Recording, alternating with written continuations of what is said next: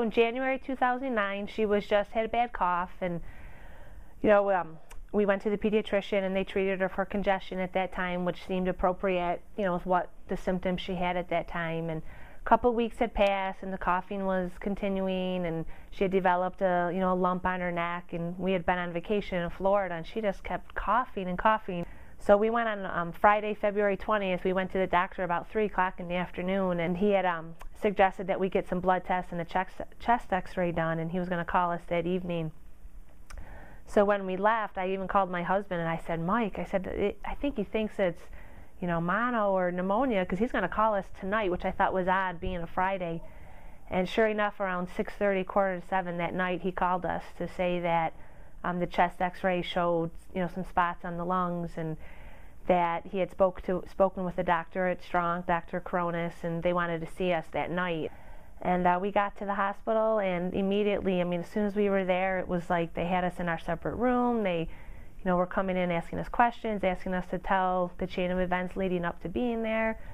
And within 2 hours, they had spoken to Mike and I, did their own chest x-ray, and were telling Bridgette that she had Hodgkin's lymphoma, and that they were trying to get a surgical team together, because it was a Friday night. Dr. Pagoli came in, special, just came in just for Bridgette's surgery around, must have been about 7, 8 o'clock that morning, and they did the surgery. And by Monday, we started our journey of, she's been diagnosed with stage 4, high risk Hodgkin's lymphoma. You're going to have the PET scan, you're going to have a CAT scan, and, we spent the next week in the hospital, and they started her treatments that Friday. And that's sort of been, that was the beginning of a new life for us, everything. Every single person who spoke with us made us feel like we were the only people in the world. They made us feel like our daughter was the most special thing in the world, which to us she is, but to them, they didn't know her, they had just met her. Dr. Korones I remember one night he called, he was going to talk to Bridgette that day about how she was going to be losing her hair and stuff, and I was concerned about how she might react to that conversation. And so Dr. Korones called me that night to say, I'm sorry, we had to talk to Bridgette when you weren't there. Do you have any questions? And as he's talking, I'm hearing like dishes clanking in the background. I'm like, Dr. Korones, where are you?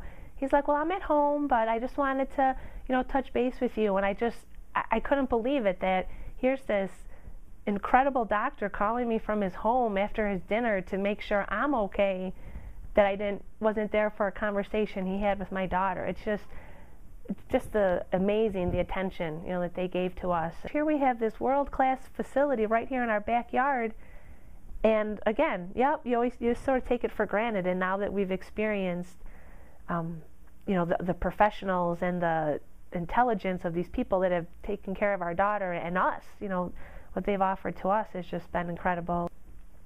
Because he gave Bridgette that, Bridgette, did I remind you it was curable? Like, he would always add that.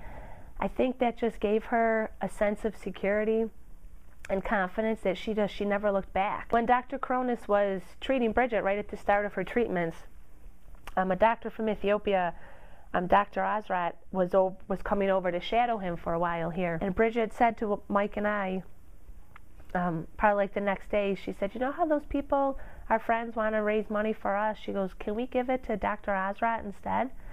And Mike and I looked at each other, and we were like, Bridgette, that's a great idea. We've been able to send over quite a bit of money to Dr. Asrat to buy chemo medicines for children over there. My daughter, here she is getting these, poisons into her body to kill another poison. Week after week we're going up there. She's sitting there for hours and hours between the blood transfusions and the medicines. And her last day, she says, I'm going to miss this place. We're like, oh my gosh, that's how, just what a wonderful atmosphere it is up there.